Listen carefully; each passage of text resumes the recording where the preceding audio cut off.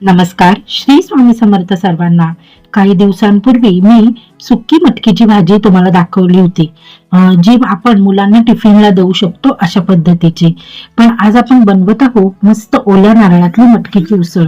अगदी भन्नाट लागते आणि घरगुती साहित्यामध्ये खूप सोप्या पद्धतीने आपण ही बनवणार आहोत.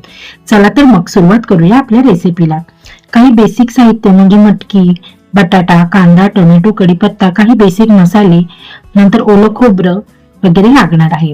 तर आधी आपण मिक्सरच्या भांड्यामध्ये ओलं खोबरं घेतलेलं आहे अर्धा वाटी, म्हणजे एका नारळातला छोटा नारळ आहे त्यातला अर्धी वाटी नारळ घेतलेले. नंतर आपण घेतलेलं आहे आलं, लसूण, 1 चमचा जिरं आणि कोथिंबीर. हे छान असं मिक्सर मधनं बारीक करून घेऊया. आता आपण वाटण वाटून घेतलंय, आपल्याला फोडणी द्यायची. फोडणी द्यायसाठी आपण 2 पळ्या तेल पॅन मध्ये घातलंय. त्यामध्ये आपण घालत आहोत एक मस्त बारीक चिरलेला कांदा. कांदा चांगल्या गुलाबी रंगावर आल्यानंतर आपल्याला ह्यामध्ये वाटण जे वाटून ठेवले ओल्या खोबऱ्याचं ते घालायचंय. एकदम ओल्या खोबऱ्यात बनवलेली उसळ आणि सुक्या खोबऱ्यात बनवलेली उसळ यामध्ये ह्या टेस्ट मध्ये खूप फरक पडतो. तुम्ही नक्की ट्राय करून पहा. तर आता कांदा मस्त लाल रंगावर आला का त्यामध्ये आपण वाटण आणि टोमॅटो घालायचा आहे. तर आता कांदा मस्त म्हणजे मस्त गुलाबी रंगावर फ्राय झालाय. आता त्यामध्ये आपण घालत आहोत वाटण. जे वाटण आपण वाटून ठेवलेलं ते वाटण आपल्याला इथे घालायचंय. हे बघा मस्त ही जी भाजी आहे ना, तुम्ही चपाती सोबत, भाकरी सोबत अगदी चुरून सुद्धा खाऊ शकता, इतकी सुंदर लागते. आता एक बारीक चिरलेला टोमॅटो आपण घातलेला आहे आणि हे वाटण मस्त असं तेल सुटेपर्यंत परतवून घ्यायचंय. अगदी तुम्ही झाकण ठेवून बारीक गॅस करून एक 5-10 मिनिटं चांगलं शिजून घेतलं तरी सुद्धा चालेल. आता मी तेच करणार आहे. मी झाकण ठेवून हा चांगला टोमॅटो मस्त शिजला पाहिजे म्हणून झाकण ठेवून आपण एक 5-10 मिनिटं हे जे वाटण आहे तेल सुटेपर्यंत परतवून घ्यायचंय. हे बघा मस्त असं तेल सुटलेलं आहे आणि आपलं वाटण सुद्धा खूप छान असं भाजलं गेलेलं आहे. जितकं छान भाजून घेऊ ना तेवढी टेस्ट आपल्या भाजीला चांगली येते. त्यामुळे वाटण नेहमी चांगलं तेल सुटेपर्यंत परतवून घ्यायचं. तर आता मस्त असं परतवून झालेलं आहे वाटण. आता त्यामध्ये आपण काही बेसिक मसाले, जे घरगुती मसाले आपण घरात वापरतो तेच घालायचे. तर आता आपण घेतलेले आहेत 1 चमचा धने पावडर, 1 चमचा किचन किंग मसाला, 1 चमचा लाल तिखट, 1 चमचा कांदा लसूण मसाला आणि 1 चमचा आपण घातलेला आहे हळद. तर हे बेसिक मसाले प्रत्येक घरामध्ये अवेलेबल असतातच. जर तुम्ही किचन किंग मसाला वापरत नसाल, गरम मसाला वापरत असाल तर गरम मसाला घातला तरी सुद्धा चालेल आणि कांदा लसूण मसाला सुद्धा स्किप केलास तरी सुद्धा चालेल. पण घातलात तर अगदी मस्त गावरान अशी ही मटकीची भाजी तयार होते आणि खूप अशी सुंदर लागते. तुम्ही नक्की ट्राय करून पहा बरं का, आणि मला कमेंट मध्ये सांगायला विसरू नका. तर आता हे मसाला वाटण हे मस्त असं परतवून घेतलेलं आहे आपण आणि त्यामध्ये घालायचे आता आपल्याला मटकी आणि बटाटा.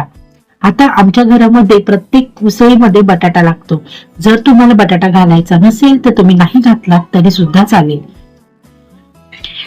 पण आमच्या घरामध्ये प्रत्येक भाजीमध्ये बटाटा घातला जातो, प्रत्येक उसळीमध्ये बटाटा घालतो म्हणून आम्ही बटाटा म्हणजे बटाट्याचा वापर जरा जास्त आहे आमच्या घरामध्ये. तर आता आपण मटकीची उसळ आणि जी मटकी आहे ती आणि बटाटा, मस्त मोडलेली मटकी आहे, मस्त गावठी मटकी, त्यामध्ये बटाटा आहे आणि हे सगळं उपसून पाण्यामधनं उपसायचंय आणि आपल्याला घालायचंय.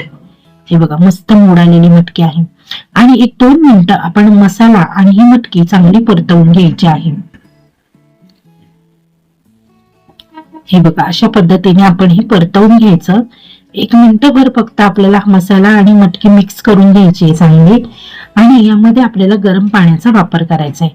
गरम पाणी शक्यतो उसळींमध्ये, भाज्यांमध्ये गरम पाणी घातलं ना का त्याची चव जी आहे ती चांगली लागते, म्हणजे त्याची चव बिघडत नाही. कारण हे सगळं गरम असतं आणि त्यात म्हणजे हे आता आपण जे परतवून घेतलंय ते गरम असतं आणि अचानक आपण त्यामध्ये गार पाणी ओतलं का त्याची चव बिघडते. त्यामुळे आपण त्याच्यामध्ये जर गरम पाण्याचाच वापर केला तर भाजीची चव ही दुपटीने वाढते.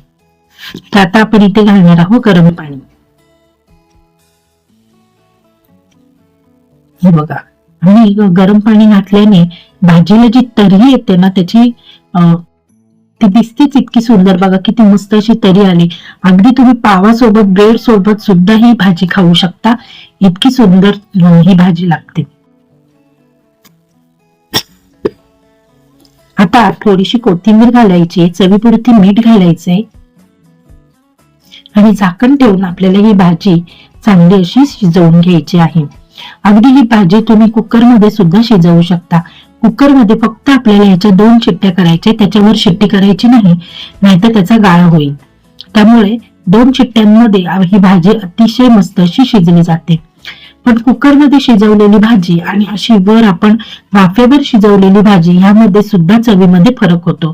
त्यामुळे आपण झाकण ठेवून मस्त वाफेवर ही भाजी शिजवून घ्यायची. खूप मस्त आणि भन्नाट अशी भाजी तयार होते.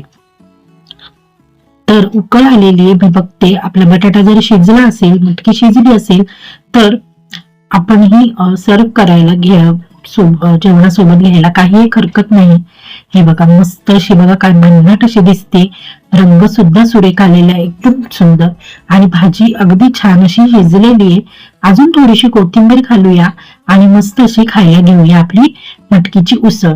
अगदी गरमागरम वाफाळता भात किंवा गरमागरम भाकरी, चपाती काहीही असेल, एक कांदा आणि लिंबू, काय सुंदर अशी ही मस्त अशी ही भाजी, मस्त कॉम्बिनेशन आहे. चला तर मग पुन्हा भेटू आपल्या पुढच्या व्हिडिओमध्ये. Bye bye.